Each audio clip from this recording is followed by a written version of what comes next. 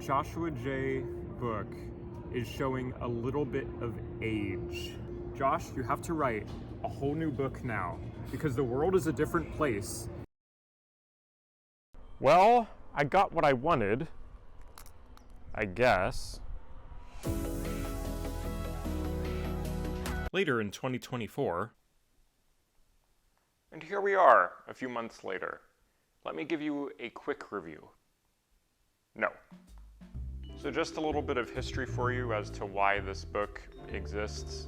About 10 years ago or so, when you got into magic, you were told to go to Barnes & Noble and then pick up this book, Magic, The Complete Course by Joshua J. And this book has kind of run its course. Before I get into why I don't really recommend this book, I do want to say some positive things about it, you know, to be fair. So in this book, a lot of the outdated material has been removed. There were several tricks where you had to go buy a certain magic prop, which isn't really helpful to you if you've gone to Barnes & Noble and spent $20 on this book and then are told to spend like $50 on just magic props. This book is a smaller object to look after, and it certainly looks more modern than the predecessor. It does even have some tricks that I have never seen before. Not many, but a couple. The first thing was in this other book, and that was the liquid production. There is a trick in this book where you make creamer appear in coffee, a ring and string routine, a 2-coin transposition taught in this book that uses a concept that I hadn't seen used. The trick where you put a playing card in a vending machine and it changes. I tested it out. The vending machine gave me my playing card back, so it did work. Finger prediction effect that I hadn't seen before. The height prediction with the tape measure. There's a mentalism effect where you hide a bill under a cup and you're able to determine where that bill is. I'm sure I've seen it somewhere else, but I can't find where else I've seen it.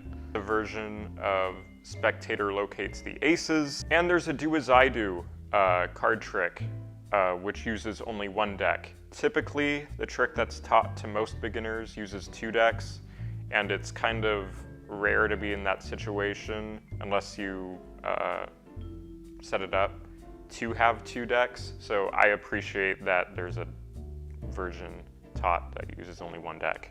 It also has a little bit of history and a couple next steps that you can take if you want to learn more about magic, but this is where things start to go downhill. So I believe the other book was a lot richer in info than this one. In the other book, there were little blurbs sometimes at the end of each trick to talk about like the magician that created it and give you a little bit of history.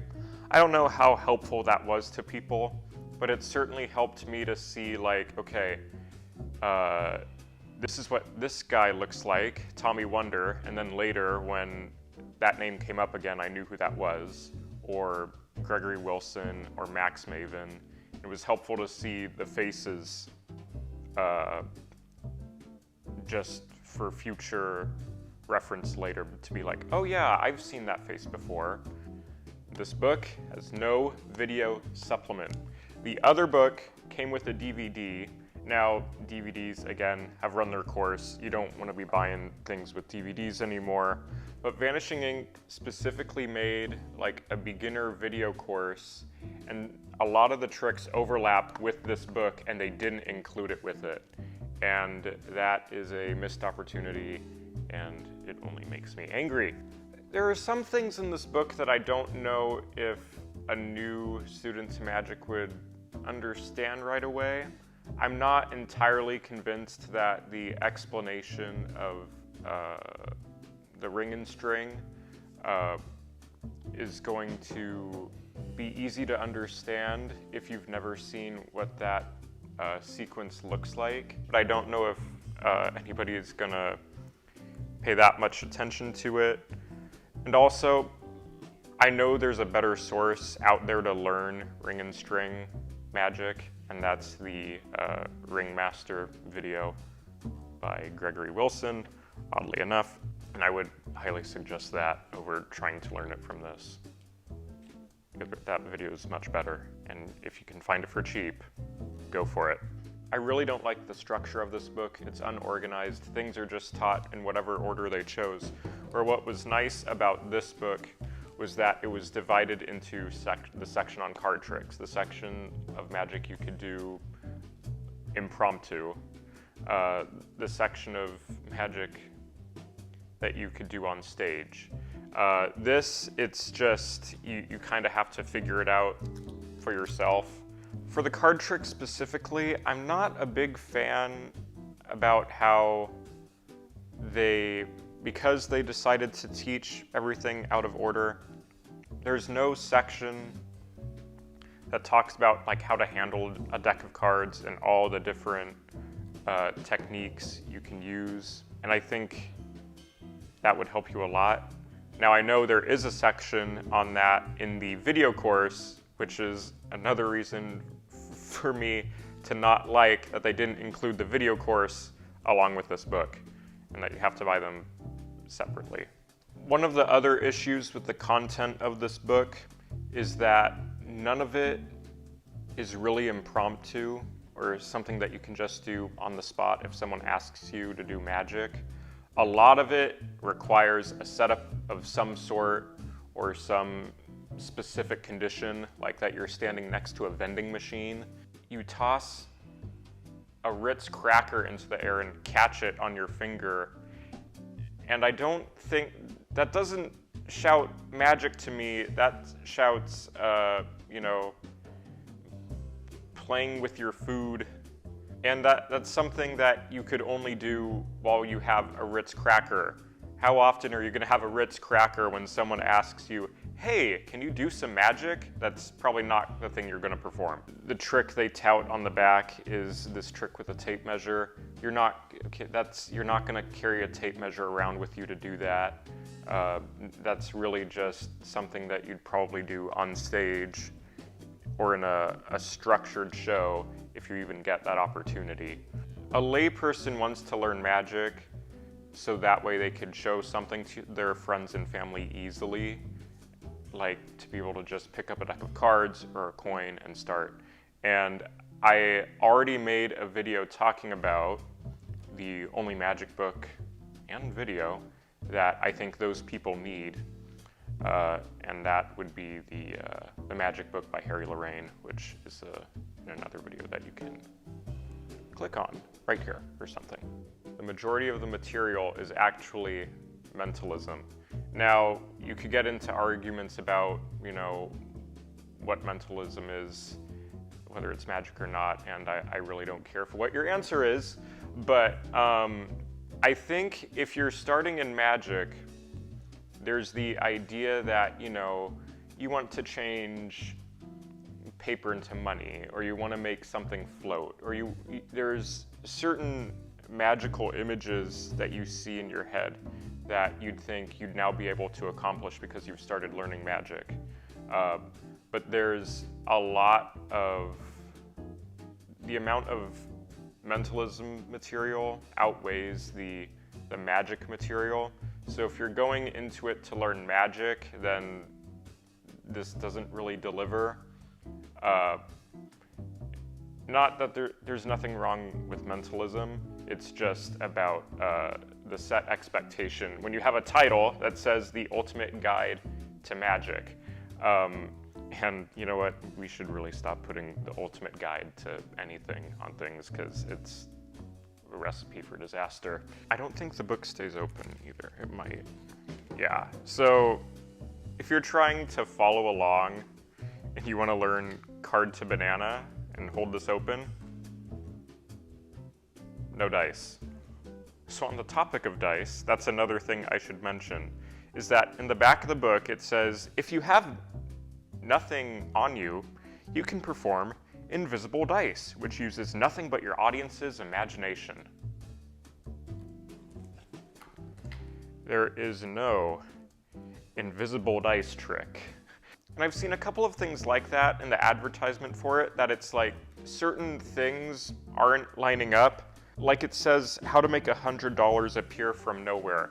Okay, so the trick with $100 is you have drink coasters, cardboard drink coasters, and you have someone point to one and you tear it open and there's a $100 bill inside. That doesn't sound to me like making $100 appear from nowhere, and it doesn't even sound like making $100 appear. It's just, it seems like, even though it isn't, that there's a coaster with just a $100 bill in it. And it says 29 tricks, but like some of the tricks are just the same thing with two different endings, like what's explained with the patio force. It's the same sequence, just with two different endings, and I don't see that as two different tricks. I see that as only one. So the number kind of dwindles the more you like analyze some of this stuff. This might not mean much to anyone who doesn't know what I'm talking about, but they say forcing a card is a trick. That's not a trick, that's a technique. It's what you do with it that's the trick. So just teaching it by itself isn't anything. And two, I'm gonna go on the record and say magic square is not magic either. That's just mathematical oddity. That's interesting, but not magic. Even on the back, it says, "The Ultimate Guide to Magic is a collection of 30 of the very best, easy-to-do magic tricks ever assembled." 29, astounding magic tricks. So there's a YouTube channel that I follow called Erudite Magic, and the guy on there, Jeff, in his book reviews for magic, brought up an interesting point about where do we draw the line between deciding to make something as a book or making it as a video. I don't really see the need for this information to be made into a book, other than people understand the concept of a magic book. The idea of a magic course or just video downloads may be kind of a foreign concept to them, and it feels better to get a physical item sometimes. That's the only reason why I would see that the information was put into book form as opposed to on video, because I think if you're getting into magic, you know that you can just learn things on video, and so I don't really see, I think someone would choose that as their first way to learn magic as opposed to going straight to books. Not that there's anything wrong with books. So this book costs $35, so it averages a little more than $1 per trick. I don't think that's worth it. I know that just like the last Vanishing Ink beginner video I reviewed, that some of these things you can just find on YouTube, and the teaching isn't going to be that much better than what you're going to find in here or on those other videos. And so I said in that last video that I wasn't going to make a playlist because I thought that that magic video could help some people. It was $20. It wasn't a big deal. With the release of this book and seeing that they overlapped material and didn't include video instructions, they've forced my hand. I'm going to make another generic magic tricks playlist that has the magic tricks that are in both of those sources that are taught on YouTube, and you can learn them for free.